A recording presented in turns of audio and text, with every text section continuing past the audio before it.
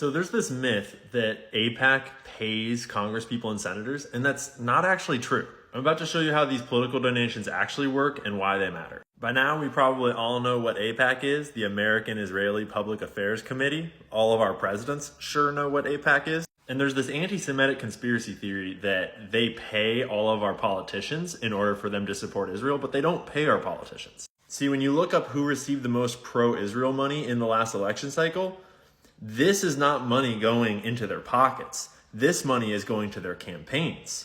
And that's how they get elected. Once they're elected, they do other things to get rich. Not to mention the political influence, prestige, connections that come with the positions. But when you actually look at who's receiving the most money and why they're receiving the most money, it's way more interesting. And just so all the censors know, I condemn anti-Semitic conspiracy theories, and I'm only going to use very, very mainstream sources like Wikipedia, like Israeli news sources, and mainstream news journalism. None of this is controversial. This is all very public information. So in 2022, the top receiver of pro-Israel money in the House of Representatives was this woman named Chantel Brown, and she received over $1 million of campaign contributions. Why? See, most of you have probably never heard of this woman, and she's definitely not Jewish. But the key factor is that she only won by a narrow margin, and she was running against Nina Turner. And this was a very important seat for AIPAC and the Israel lobby. See, if we go to the ADL, they have a list of radical anti-Israel candidates in the 2022 primaries. And there's only like 6 people on the list, and one of them is Nina Turner, who has spoken out against Israel lobbying money.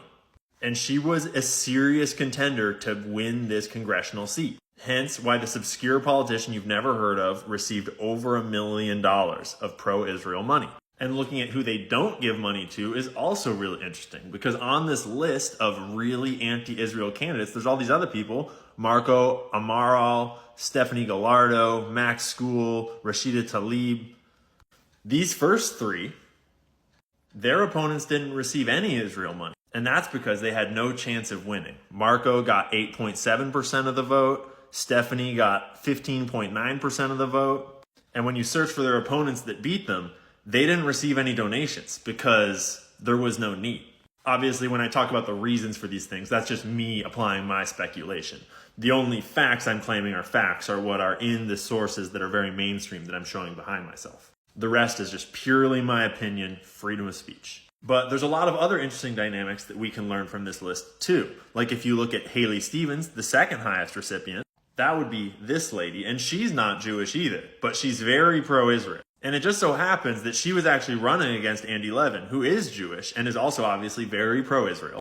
And he's also one of the top receivers of money. So this Michigan seat, they had locked down. I don't know the exact dynamics of why, but they were backing both horses in that race. So next, Elaine Luria. Elaine is super Jewish, her whole family, tons of Jewish history. And she has historically been running very close races against this guy named Scott Taylor. 51%, 51%. So that was a big deal. But then this year, not against Scott Taylor, she was running against this woman, Jen Kiggins. And she actually lost, despite receiving $723,000 of campaign donations. And although she's super Jewish, it's not a huge deal because Jen Kiggins is also very pro-Israel. So I guess they'll take the L on that one. This picture becomes even more clear when you look at the 3 most critical voices in the House of Representatives against Israel is Cori Bush, Rashida Tlaib, and Ilhan Omar. Sorry if I mispronounced all of your names. And the Israel lobby didn't give their opponents any money, even though they are extremely outspoken against Israel. Rashida Tlaib is actually Palestinian. But in all 3 cases, they win by large margins, like 69%, 68%. I can't quite read that small. Like, they're not at risk of getting unseated by their opponents. And so when you look up their opponents, none of them received any money because they figured no point in even trying. Next recipient, Josh Gottheimer. Same story. He's Jewish and he was running a really close race and they wanted him to win. And now is where we get to the other part of the picture with Hakeem Jeffries, who received $439,000 in 2022. He is not Jewish and he was at no risk of losing the race, 72%, but he's super pro-Israel. They paid for a trip to Israel for him. He's been called one of the most pro-Israel Democrats in the House. He said, quote, back home in New York City, we consider Jerusalem to be the sixth borough. And in the last election cycle, 2020, they didn't really care. They only gave him 36,000 versus this election cycle, 439,000. That's like more than 10 times as much money. And it's probably because in the 2022 election cycle, he became the House Democratic leader. That's a lot of influence. Probably a pretty solid investment. Next is Andy Livin, who we already talked about, the Michigan double-double. And then we have Richie Torres. This one's really interesting. And this is the last one we'll do. See, Richie Torres is just a dude. He's actually one of the only congressmen who didn't go to college. But he is super pro-Israel. He's been called the House's loudest Israel supporter. And he was part of the Congressional Progressive Caucus, which is like the furthest left-leaning faction of the Democratic Party. But he left the caucus because of their stance on the Israel-Hamas war. We'll call it a war. And you know who else is on that caucus? Our three homies. So this is an opportunity for pro-Israel groups to get a voice that is very pro-Israel in this far left sort of enclave that is sort of against Israel. So all that money is a way for them to pick off a person in the sort of enemy camp. And I mean, it's pretty obvious why AIPAC would be investing in getting pro-Israeli politicians into the government, because we send them money every year, and we are one of the most important pieces of support in order to keep Israel in the position it is in internationally. But here's the kicker. This is a cool graph you've probably not seen. What's the overall impact of AIPAC? Well, here's a chart, and it's straight from Wikipedia, mainstream sources, and it's a timeline of the number of U.S. senators that are Jewish over time. And this is back in like the 1800s, there's the 1900s. You know, there's only like 2% of the American population that are Jewish, right? So, groovy, that makes sense. There's 100 Senate seats, 1 or 2, cool. But then what happened in 1948 that changed all of that? Again, from Wikipedia, now we have 9 out of 100 senators are Jewish. That is 9%.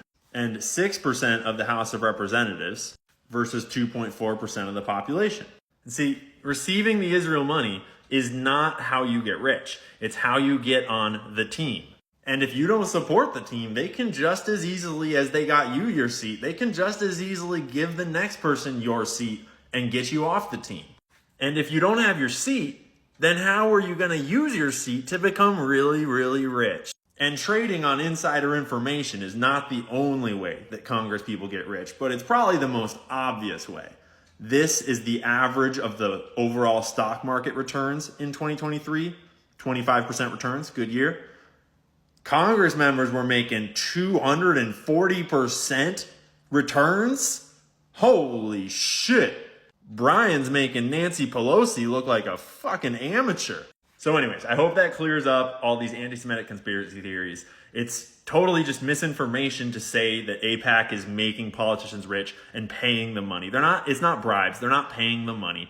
They're just helping to support democratic ideals. I mean, obviously, AIPAC's interests are America's interests. So it's a good thing that they can, influence who gets all of our political influence. And a great example of that is how all of our politicians voted to ban this Chinese app that we're all using to spread misinformation, because it's in America's best interest,